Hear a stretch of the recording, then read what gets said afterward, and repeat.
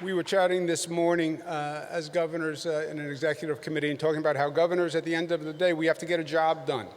And that's why learning from each other in a bipartisan way is so important. And whether it's infrastructure or economic development, there are lessons that we can learn. One challenge we all have is public health. The vaping crisis that is going all across this nation and is spreading with a frightening facility among our young people. We have two great governors who are going to speak to us about it now. It's my pleasure to introduce Governor DeWine from Ohio and Governor Brown from Oregon. Thank you. Good afternoon, everyone. I'm Kate Brown, Governor of Oregon and Chair of the NGA Health and Human Services. Thank you, Governor Cuomo. Thank you, Governor Herbert, for your great remarks, and I appreciate everyone's patience as we took a set break. So I am delighted that all of you are here today to join us to talk about a critically important issue that's facing our young people and our states, and that is the nicotine epidemic and the health crisis, the public health crisis that we all know is vaping. It is claiming too many lives, and it's making countless of our community members sick. And well, the nicotine addiction is not a new issue. The vaping epidemic gained national attention this last summer when we learned of the outbreak of lung injuries and deaths associated with e-cigarettes and vaping products. Many of these products may contain nicotine in addition with other chemicals and additives. As of January 21st, 2020, a total of 2,711 cases of hospitalizations have been reported from our 50 states due to e-cigarettes and vaping products, including 60 deaths confirmed in 27 states and the District of Columbia. I am delighted that we have two panelists joining us this afternoon, Doug Blanke, President of the Public Health Law Center, and Matt Meyers, President and CEO of Campaign for Tobacco-Free Kids. Thank you so much for joining us this afternoon. So I know that a number of the states are taking very aggressive action on this issue. In Oregon, the vaping crisis has been really challenging. Among our 11th graders, we've seen use of e-cigarettes increased by 80% between 2017 and 2019. And I know others of you are seeing these incredible statistics. It's an extremely costly and deadly epidemic. And I believe we need to take action to ensure the safety of our young people, our constituents, our friends, and family members. It was very encouraging to see Congress and the administration taking action and mirroring what 19 states and the district have already done to curb this crisis by raising the federal minimum age to purchase all tobacco products from 18 to 21. In addition, the FDA last month announced they will begin to enforce policy on the selling of unauthorized flavored e-cigarettes, except for menthol flavors. It's a really good first step, and I, like many of you, believe there are a few more steps that we can take. So I know a number of you have been extremely active in addressing the vaping epidemic through legislation, executive orders, emergency bans, and a number of state actions. In Oregon, we raised the legal age to purchase for tobacco to 21. We did that in 2017. And additionally, in October, I issued an executive order to take immediate action on the vaping crisis. We've also strengthened our regulatory system, launched a public awareness campaign, improved rules for product testing and labeling, and last week I convened the first meeting of Oregon's Vaping Public Health Work Group to address the epidemic of vaping-related illness and youth vaping in Oregon. So I'd love to turn the conversation over to Ohio Governor DeWine for opening remarks, and then we'll turn it over to our panelists. Good. Governor Brown, thank you very, very much. In Ohio, we also raised the smoking age to 21. We raised the age to vape to 21. We also started, for the first time, actually taxing vaping as well. And we're putting a lot of emphasis in regard to all addictions, in regard to education. We're doing something that's not been done, at least in Ohio, before, and that we set aside $675 million for our schools for wellness, and certainly social emotional learning, and this certainly, big umbrella would certainly cover vaping and the e-cigarettes as well as tobacco. Really, I think with the vaping, there's two separate problems. One's the immediate problem that we see. We've had about 100 people so far that we know of that have been hospitalized in Ohio with severe respiratory problems because of the vaping. That's what you see. That's what makes the news. But the long-term problem, I think, is much more serious. We have made some real progress in this country in the last few decades in regard to our youth smoking. The numbers have come down dramatically over that period of time. But in the last several years, we're starting to really completely reverse that. We're seeing up to 25% of our teenagers who are vaping becoming addicted to nicotine. And what we're seeing is they really have taken a playbook from big tobacco. They're using the same techniques that tobacco used for many, many years to addict young people and to get young people hooked. This is something that Matt Meyers and I dealt with when I was in the United States Senate, and we tried to deal with those tactics. But these folks are very, very, very good. They're really addicting a new generation. Same tactics that big tobacco used. The fruity flavors, doing all the things they could to make it look cool. They have a device that looks like a flash drive. Not only does it look cool, but it's also pretty easy to hide from parents or hide from teachers. So this has been a very, very sophisticated marketing technique that very tragically is working very, very well. I applaud the efforts the federal government has made. I think that's a good beginning. We can probably go, FDA can probably go a lot further, frankly, into kind of closing some of the loopholes that are there. But we're at least moving down the pathway. But this is just a huge health challenge. If we look at the ramifications of 25% kids becoming addicted to nicotine, and we know how very addictive nicotine is, that's a very, very frightening thing with long-term health implications and certainly long-term implications in regard to Medicaid, for example, and our Medicaid costs that we face in each state. Thank you. And over to our panelists. Thank you. Thank you, Governor Brown, Governor DeWine, and the NGA for the opportunity to be here. My name is Doug Blanke, and I lead a nonpartisan, nonprofit legal center in the Twin Cities where we have 15 attorneys specializing in these issues that we're discussing today who are ready to help you and your staff and your legal counsel as you wrestle with these issues that we're discussing. Our folks are already working with your staff within your health department, so please let us know how we can be helpful to you. We want to do that because, like you and Justice Brandeis, we truly believe that the states are the laboratories of our democracy, and it's where we experiment until we get it right and find the path forward for the nation. There's nowhere where that's been more true than in this field of tobacco control, where virtually every major advance in history has originated at the state and local level. And never have we needed your leadership more than we do now. As the governors have said, this vaping crisis has exploded upon us.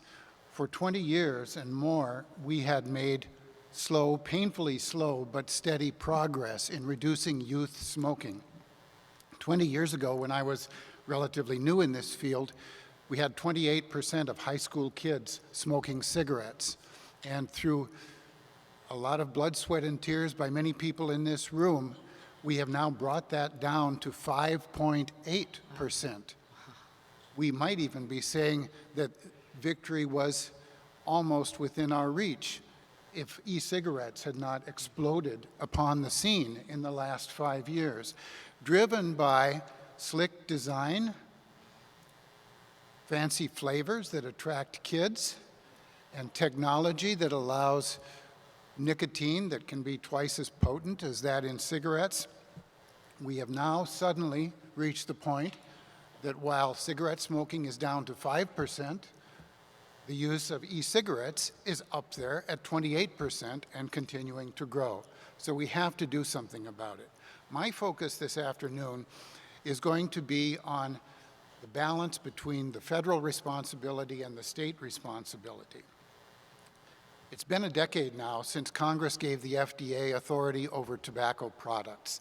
And in that time, what we've had is kind of a dance between the feds and the state to figure out the respective roles that each should play. And I'm going to speak to the two latest steps in that dance.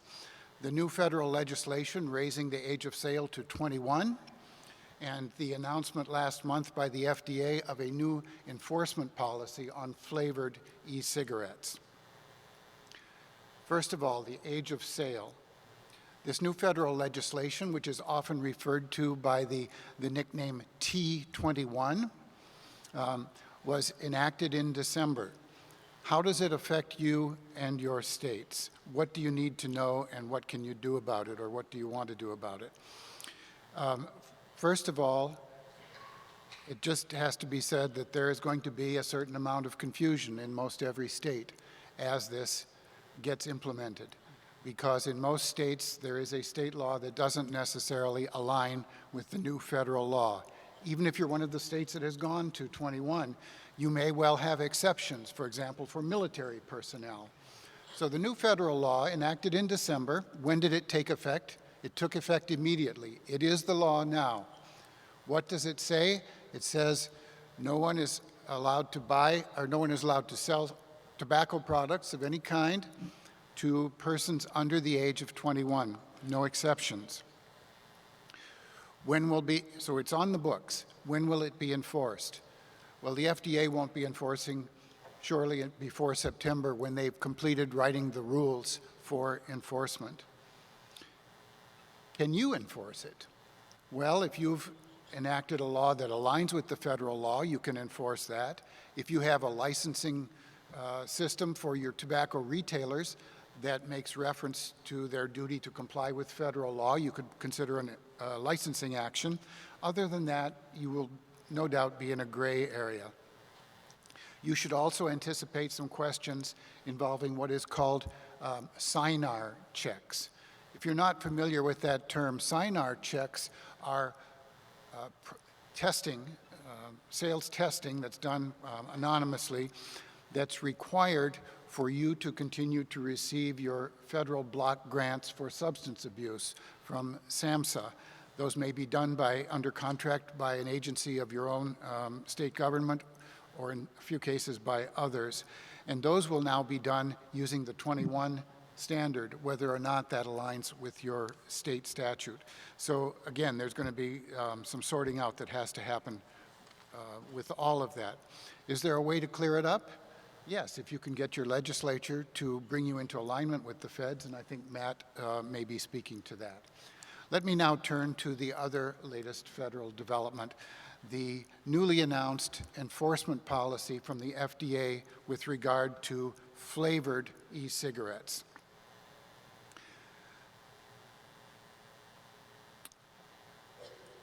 The first thing I would like you to know is that this new policy is actually an FDA enforcement policy. It's not a ban. And what do I mean by that? This most likely would come as a surprise to most people, but the fact is, under the Federal Tobacco Control Act, every e-cigarette on the marketplace today is in the market unlawfully. Let me repeat that. Every e-cigarette in the marketplace today is there unlawfully. These are, you could call them undocumented products. And why is that the case? Because the design of the federal law once the FDA asserted authority over this form of product, the FDA law says nothing is to be sold until information has been submitted to the FDA for their review and approval, and none of these products have been approved. What is happening instead is that the FDA is using its discretion when it comes to enforcement to say they aren't going to enforce that law against most of those products yet. And what has happened now with this new policy is a change in that position. They have said they're going to use their enforcement discretion differently, and they will start going after some e-cigarettes. The new policy, as I say, is one to use their discretion to go after some products, some flavors. You could say kind of picking winners and losers as to who they're going to go after. The time today doesn't allow me to go through all the specifics of who it is, but suffice it to say this. A main cause of the vaping epidemic is the proliferation of all these flavored products, more than 1,000 different flavors out there appealing to our kids. Not just familiar flavors like menthol, but candy and fruit and even flavors like cotton candy or bubble gum flavor of products. As this problem gained more attention and was considered by the FDA for the last year back and forth, opponents of any changes organized and put pressure on the FDA as it developed its policy. Vape shops, manufacturers of these products, tobacco companies. And as a result, after a year of going back and forth, the FDA has announced a policy that I can only describe as a bit of a mishmash, saying that they will act against some flavors in some types of products, but not others. The reason we have this bit of a muddle is, I think, due to an understandable instinct on the part of the OMB as they reviewed this process to try to strike what they felt was a balance between the health concerns and the voices of those saying there would be economic consequences to any change, whether there was really any evidence to back that up. So there was an attempt to strike a balance by targeting certain products on the theory that these were the most popular products with kids. They looked at the latest surveys and tried to target the types of products and the flavors that they felt were most popular. In the end, you could say they may have tried to please everybody and ended up pleasing no one and confusing everyone. The example that comes to my mind is, imagine, governors, if you were going to try to address the problem of teen drinking, and you went to your legislature and said, we've got a survey that says the most popular kind of liquor with teens is peach brandy. And so my teen drinking program is to ban peach brandy. Well, you know, that would be great for the first week, but do you think kids might find their way to strawberry wine or, you know, cherry vodka? Well, to us, that's kind of where we are with this new process. And the resolution of that, the best resolution, is to look back to the states, to you and your legislatures for a solution that Matt will talk about. And now in closing, I couldn't give up the stage with also inviting you, governors, to think not only about these immediate problems, but to step back and think about a much bigger problem. If you address this issue, you will take a bite, an important bite, out of the tobacco epidemic. But we've been taking bites out of this epidemic for more than 50 years, since the first Surgeon General's report. And here we are, 50 years later, with 500,000 Americans dying every single year from these products, and no end in sight. Honestly, I doubt that there's a single person in this room of any political philosophy who wants to see our grandchildren and great-grandchildren grow up in a world surrounded by these addictive and deadly products, or who wants the NGA to be reconvening 50 years from now with another workshop on what to do about tobacco products. So my question for you is this: isn't it time to start a conversation about where we're going? Isn't it time to think about when and how we will begin a process of phasing out these products altogether, beginning with cigarettes. We won't do it this year, we won't do it next year, but in this century, hopefully, long before the end of the century, long before the end of our lifetimes, hopefully sooner rather than later. And if that still sounds like a crazy proposition, my request to you is to think about that with an open mind and to float that question with some constituents that you trust. Not your staff, not your political consultants, but with constituents you trust. And you might just find this is one of those areas where the public might be out there ahead of the political professionals, the policy wonks, and the pundits. Thank you very much. Thank you very much, Doug. Matt, take it away. Sure. My name is Matt Meyers. I'm the president of the Campaign for Tobacco-Free Kids, and thanks for the opportunity. We come at a time where there really is a crisis. And I want to thank Governor Baker, Governor DeWine, and frankly, a host of other governors here who have highlighted the importance of this and taken the strong action. You've heard numbers, but they're really important. Between 27 and 30% of all kids in the United States are currently using e-cigarettes. What's particularly disturbing is if you look at that population, in very large numbers, it's kids who never would have smoked. It's an entire new population. The other critical fact to understand is that the e-cigarette of today is very different than the e-cigarette of 5 years ago.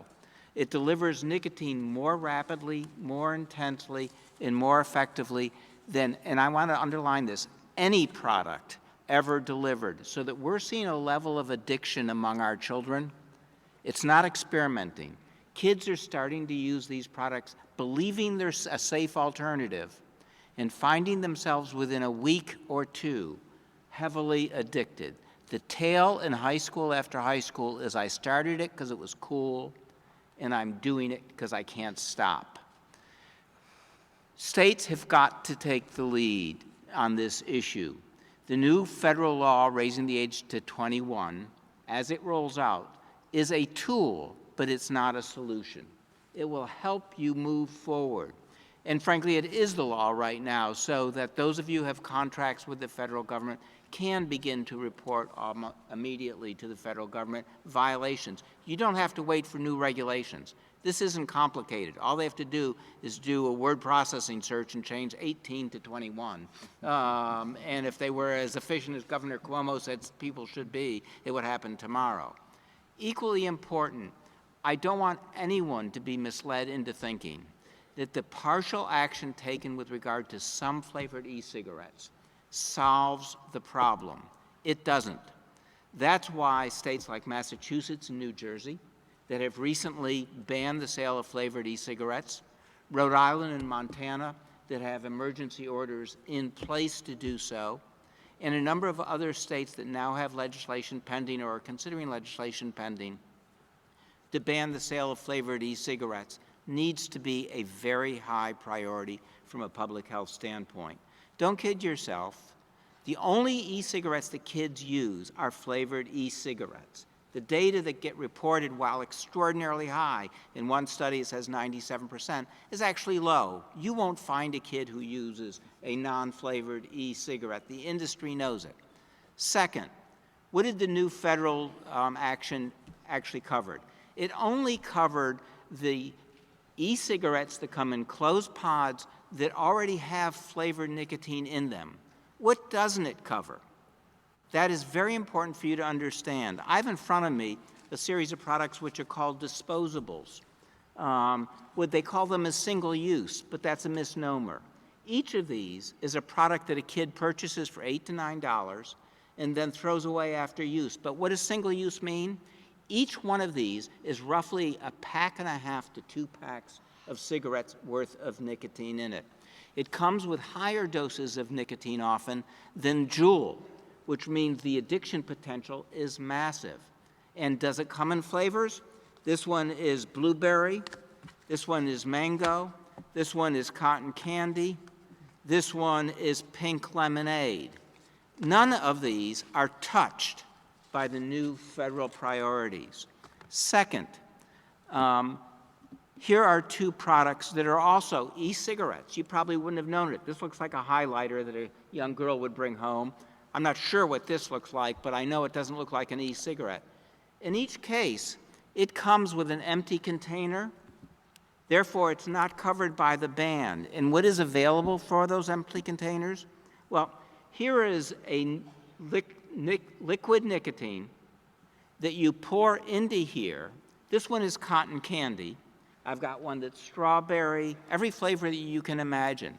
These aren't covered.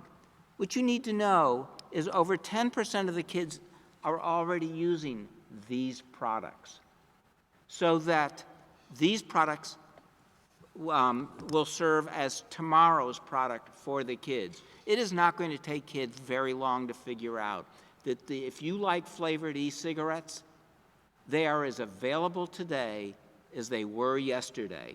They are not covered by the new FDA rule, and by the time FDA gets around to it, your kids will be more addicted than you can conceivably imagine. So that I don't want anyone to think that what has happened here lessens the need for action at the state and local level. I think there's another point that I just want to make with regard to it. I've worked on tobacco-related issues for over 35 years. I've worked with then-Senator DeWine for almost a decade to give FDA jurisdiction over these products. In those 35 years, I've never seen a crisis hit our teenagers with the depth and the breadth and the seriousness of the e-cigarette crisis. There is not a high school, middle school, or community in this country that isn't facing it.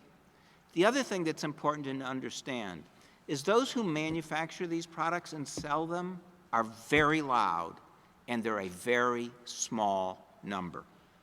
The reality is, when you actually poll this number, whether you're in a Republican or Democratic, rural or urban, Western or Eastern state, the numbers show that parents in this country are demanding action and will favor anybody who takes action. This one is not a Republican or Democratic issue, and it's not a conservative or liberal issue.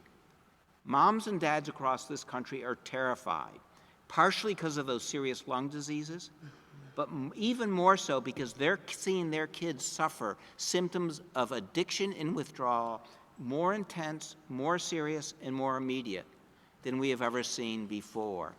So if I have a single caution to all of you, is this, if ever, this was not the time for you to let the federal government take over your responsibility here, your opportunity here. Last year alone, 1.5 million more kids became addicted to e-cigarettes than the year before. The year before that, 1.5 million more kids became addicted. We have more kids addicted to nicotine today than at any time in this century. This is one of those crises that we know how to reverse it. Enact legislation on your own to raise the age to 21. Ban all of the flavored products without exception. What the industry doesn't tell you is that prior to the introduction of these flavors, those who were adults who were trying to quit were using tobacco flavor. Therefore, we're not taking products away from kids. Last point. The Surgeon General last month issued a report on e-cigarettes. What it found was very important. It found that the evidence is inadequate to conclude that e-cigarettes are actually effective at helping adults quit. So that by tackling this problem and protecting your kids, you will hear rhetoric, but the data says you are not interfering with the effort of adults who want to quit. The FDA has a role to play there. I hope they play it. But in the end, if action isn't taken quickly, we're all going to wake up in 10 years and wonder how 30 million of our kids became addicted to these products. So I want to say, I think all of us in the public health community, we at the Campaign for Tobacco-Free Kids, stand ready to help you any conceivable way we can. This is one of those issues that what you do over the next 12 to 24 months will impact the health of our children for the next 20 years. Thanks. Thank you. Thank you very much for your very insightful you know and what? compelling. let me do one quick show and tell. Many people think I'm wearing an Apple Watch. Oh my gosh. Let me push a button on this watch, pick up the top, which actually tells time, take it apart, and it's an e-cigarette. Put it together, smoke it, and it's not covered by the new FDA action. So if you want a clue how clever this industry really is, if we don't get ahead of it, boy, will they get to our kids quickly. Thanks. My gosh. All right. Holy smoke. I see lots of hands going up. Governor Polis. Thank you. You know, I was a co-sponsor of that Henry Waxman bill 10 years ago that gave the regulatory authority on the tobacco products. In seeing some of this stuff, which I hadn't seen before, the watch, all that, how do we make sure, whatever we're doing, that we're not playing whack-a-mole, where we're doing it around something, it's vaping, and then all of a sudden it's back in another form, another way we never thought about it? Is it the nicotine content in any medium, or is there some way that we can not just deal with today's and yesterday's problem, but do it in a way where it doesn't pop up the next day in a different way that we never thought of? It's a great question. And so there's a series of steps, none of them which are perfect, but I think several of which will guarantee you results. One is you need to ban all flavored e-cigarette products and the devices that deliver them, clearly without exception. I want to credit Massachusetts and New Jersey. They did a good job. Others have gotten there. There is model legislation to do it. Two, if you have the authority to do so, the reality is the crisis has also been fueled by the fact that these companies are delivering higher levels of nicotine. In the United States, the nicotine delivered is 3 times the legal limit of what is permitted in the European Union and the United Kingdom. There's a lot we don't know about the perfect level, but we do know that in the European Union and the UK, they're not seeing the youth crisis that we have seen. It's in part because they limit it to 20 milligrams of nicotine per milliliter. Juul has 59 milligrams per milliliter, and several of the products I've shown you here, all of which, by the way, are made in China, to reference back to your earlier comment, earlier session, has even higher levels of nicotine. So get rid of the flavors because they attract kids. Limit levels of nicotine if you can, so that those kids who experiment don't become heavily addicted and have no exceptions. Thank you. Governor Baker, you've been extremely active. We'd love to hear lessons learned and any challenges you can share with the rest of us.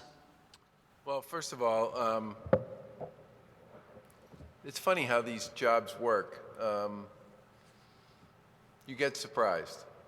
And on this whole issue with vaping, we just started to see some of the data that was coming out of the national CDC and the FDA about injuries and deaths associated with vaping. And then in last fall and early September, we started collecting it through our own Department of Public Health. And one of the things we learned was that nobody in the medical community ever asked anybody if they vaped when they showed up with a lung injury, because it never occurred to them that that might have been what caused it.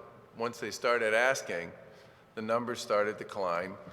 And at the end of September, we had a bunch of people in, pulmonologists, pediatricians, researchers, and just said, tell us what you know.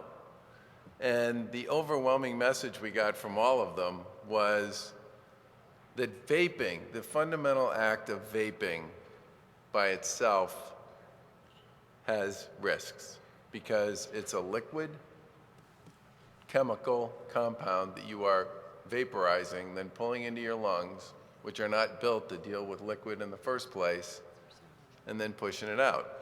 And there's a lot of evidence that in both the legal products and the black market products, there are microbial toxins in there that are just not good for your lungs. And the message they gave to me was, you need to do something now. And we talked a lot about what to do, and we eventually decided to put a temporary ban in place, 40 days, which was admittedly a big stroke of action. But honestly, I couldn't figure out any other way to get people's attention and at the same time create some urgency around doing something. And for my fellow governors, I guess what I would say is there are a lot of people who are really unhappy with me when I did this, and I heard from them. But the thing you should know is parents, teachers, school nurses, almost anybody in the medical community would literally chase me down on the street or in a hallway or in a restaurant and give me a hug and thank me for what I was doing. The people who are closest to this know it's an enormous problem, and they were so glad that somebody was finally putting it in front of the public. And our legislature acted within 30 days of us executing the ban, and our legislation basically bans flavors, really restricts where you can purchase these products, period, to over 21 locations, and gives the Department of Public Health the ability to make sure we create what I would call sort of a public information campaign that lays out a lot of the issues associated with what some of the dangers associated with vaping are. But the most compelling comment I got from that first meeting with all those clinicians was a woman who was a cancer doc, and her husband was a pediatrician, and she said her kids believed that vaping was safe. And she's not safer, safe. And I think one of the greatest challenges we all have in this space is helping people understand that really easy to use nicotine products that deliver a pack and a half of nicotine in a cartridge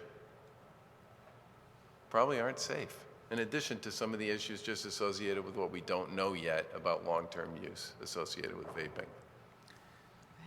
Thank you, Governor. Your leadership on this issue is critical. And it's the other reason to get rid of flavors is flavors are part of what makes a kid think it's safe.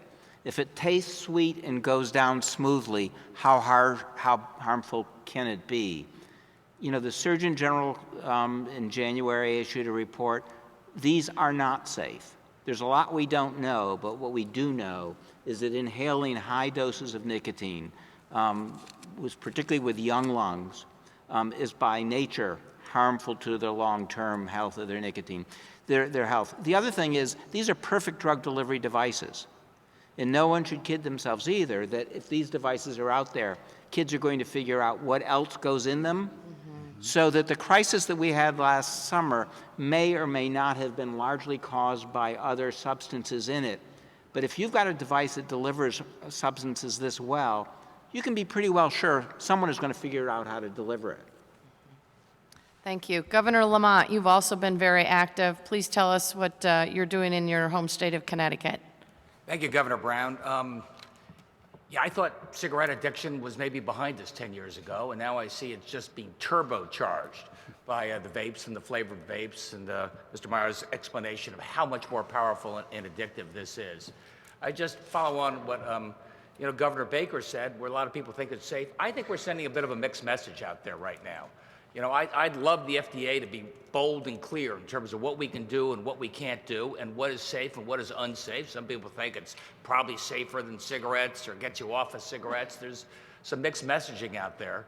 And one of the things I'm trying to do, because I come from a small state, is work with Charlie and work with Governor Cuomo and work with Tom Wolf and work with some of our neighboring states, see what we can do on a regional basis. Because what I can try and outlaw or set for one small state doesn't make as much sense if all you got to do is drive 30 miles across the border to take care of that. So we'll take the lead, as Mr. Meyers said. You know, there's yin and yang between what states the laboratory of democracy and the feds, and we're going to take the lead, and hopefully the feds keep following and send a clear message for us. I think that's terrific, and there is a real opportunity with Massachusetts having acted, with Rhode Island with having an emergency rule in place that hopefully will become permanent, hopefully with Connecticut. New York City recently banned these, and under Governor Cuomo's leadership, New York State has legislation pending to do so. Didn't New Jersey do it too? New Jersey has already done it. Right. Second week of January of this year, New Jersey did it, and legislation has been introduced in Maryland, Delaware, and the District of Columbia, so that we have the potential to have real change and be able to see the impact of it. And hopefully, that's only the beginning. And in the end, as Governor Lamont said, I think we would all hope that the FDA would come around so that we have a national solution to this, and we would hope that they would do it in a way that's consistent with the underlying premise for the design of regulation, which should be test the product first before you put it into the marketplace and try it out on our kids, just as we do with pharmaceuticals or medical devices. Governor Bullock. Yeah, we know in Montana about 30% of our high school students are regularly using vape, 16% of our middle school students. But I think that we can easily get sort of blinded by statistics.